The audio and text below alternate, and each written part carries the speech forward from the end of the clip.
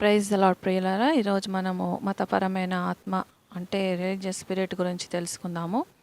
యోహాను 10:10లో ఉన్న ప్రకారము దొంగతనమును, హత్యను, నాశనమును చేయుటకు వచ్చును గాని మరి దేనికిని రాడు. గొర్రెలకు జీవం కలుగుటకును అది సమృద్ధిగా కలుగుటకు నేను వచ్చి తినని మీతో నిశ్చయంగా చెప్పుచున్నాను. రిలీజియస్ స్పిరిట్ ఇది ఒక సాతాను ఆత్మ. ఈ ఆత్మను నీవు కలిగి ఉంటే నీవు దేవుని కొరకు పనిచేస్తావు, కష్టపడతావు, కానీ దేవునితో నడవలేవు మరియు ఆయనతో కలిసి పని చేయలేవు.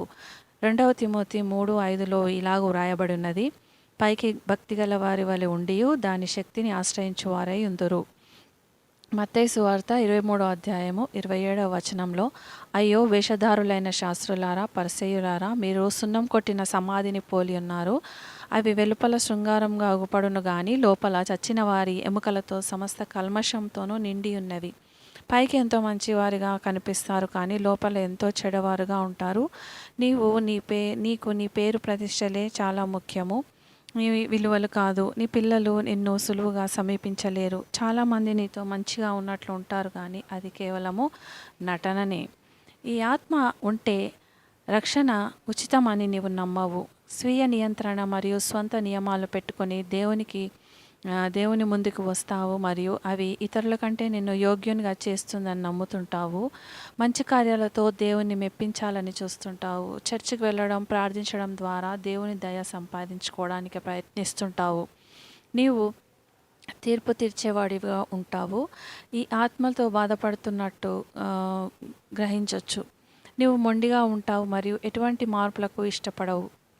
ప్రకటన 3:17 ఇలాగ రాయబడినది, నీవు దౌర్భాగ్యుడవు, దిక్కుమాలిన వాడవు, దరిద్రుడవు, దిగంబరుడవై ఉన్నావని అని ఎరుగక ధనవంతుడను, ధనవృద్ధి చేసుకుని ఉన్నాను, నాకేమీ కొదవలేదని చెప్పుకుంటున్నావు.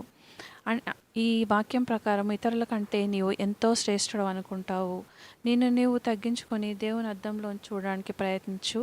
నీవు తప్ప ప్రతి ఒక్కరు పాపులని అనుకుంటుంటావు. నీ భక్తి నీకు చాలు అని పరిశుద్ధాత్మ సహాయాన్ని కూడా తీసుకోవు. నీకు కలిగిన బిరుదులు, పేరు, ప్రతిష్టల మీద ఎక్కువ దృష్టి కలిగి ఉంటావు. నీకు తగిన స్థానం చర్చిలో ఇవ్వకపోతే ఎంతో వేదనకు గురవుతావు. నీకు గౌరవం ఇవ్వలేకపోతే తట్టుకోలేవు. ప్రార్థన, బైబిల్ స్టడీ అంతా యాంత్రికంగా ఉంటుంది.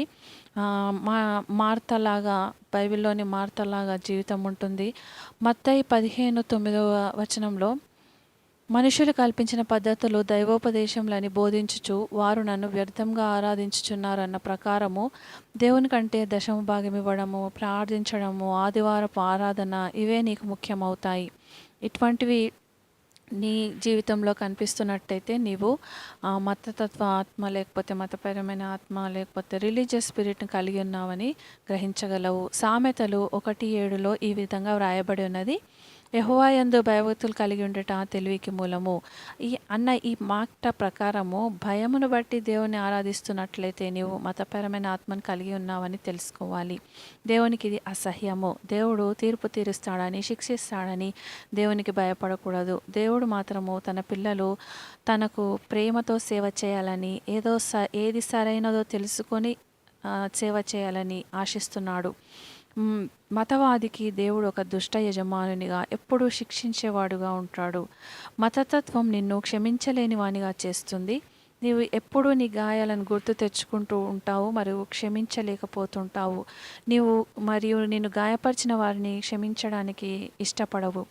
దేవుని ఆత్మ మాత్రం క్షమ, కనికరం గలది. ఎహెచ్కేలు 33:11లో ఇలాగ రాయబడినది, దుర్మార్గుడు మరణం నొందుట వలన నాకు సంతోషము లేదు. దుర్మార్గుడు తన దుర్మార్గత నుండి మరలి బ్రతుకుట వలన నాకు సంతోషం కలుగును.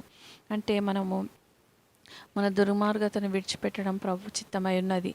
ఈ ఆత్మ విపరీతవాదాలకు దారితీస్తుంది. దేవుని పేరు మీద పోట్లాడడానికి, వాగ్వివాదాలు చేసుకోవడానికి మరియు చంపడానికి కూడా వెనుకాడదు ఈ ఆత్మ. బైబిల్లో సౌలు కూడా ఇదే ఆత్మను కలిగి అనేకమైన యూదులను చంపాడు, కానీ దేవుడు సౌలును పౌలుగా మార్చాడు. నీకు ఓర్పు లేనట్లయితే నీవు ఈ ఆత్మ కలిగి ఉన్నావని తెలుసుకోవాలి. యోహాను 16:33లో ఈ ప్రకారం రాయబడి ఉన్నది, లోకంలో మీకు శ్రమ కలుగును, ఆయనను ధైర్యం తెచ్చుకొనుడి, నేను లోకమును జయించున్నాను. క్రైస్తవ జీవితం ఎప్పుడూ శ్రమలు లేనిదిగా తెలుపబడలేదు. నీవు సణుగుతూ కంప్లైంట్స్ చేస్తూ ఉంటే ఈ ఆత్మ కలిగి ఉంది అని ఈ ఆత్మ నీలో పనిచేస్తుందని నువ్వు గ్రహించగలవు. ఓర్పును గురించి బోధిస్తావు, కానీ ఆచరణలో మాత్రం కష్టపడతావు. కొంచెం శ్రమలో విశ్వాసాన్ని కోల్పోవడం ఈ ఆత్మ యొక్క లక్షణము. గలతీ 5:23లో ఈ ప్రకారం వ్రాయబడి ఉన్నది. ఆత్మఫలమేమనగా ప్రేమ, సంతోషము, సమాధానము, దీర్ఘశాంతము, దయాళుత్వము, మంచితనము, విశ్వాసము, సాత్వికము, ఆశానిగ్రహము. 2 కొరింథీ 11వ అధ్యాయము 13, 14 వచనాల్లో ఈ విధంగా వ్రాయబడి ఉన్నది. ఎలయనగా అట్టివారు క్రీస్తు యొక్క అపోస్తలుల వేషం ధరించుకున్న వారై ఉండి దొంగ అపోస్తలును మోసగాండ్రును పనివారనై ఉన్నారు. ఇది ఆశ్చర్యం కాదు. సాతాను తానే వెలుగుదూత వేషం ధరించుకొని ఉన్నాడు. ఈ ఆత్మ దేవునితో సహవాసాన్ని మానవ పద్ధతులతో వేరుపరుస్తుంది. ఈ ఆత్మ ప్రజల జీవితంలో పరిమితులను కలిగిస్తుంది, అంటే ముందుకు సాగకుండా నిరోధిస్తూ ఉంటుంది. ఈ ఆత్మ ప్రవచనాలను తృణీకరిస్తుంది మరియు పురోగతిని కానివ్వదు. అభివృద్ధిని ఆటంకపరుస్తుంది. చెడు మాటలు, ఫిర్యాదులను ప్రోత్సహిస్తుంది. విమర్శనాత్మకమైన వైఖరిని కలిగిస్తుంది. వీరు వాగ్వివాదాలను ఇష్టపడతారు. ప్రతికూల దృక్పథం కలిగి ఉంటారు. ఈ ఆత్మ ప్రదేశాలను కంట్రోల్ చేస్తుంది, బంధిస్తుంది, ముందుకు సాగనివ్వదు.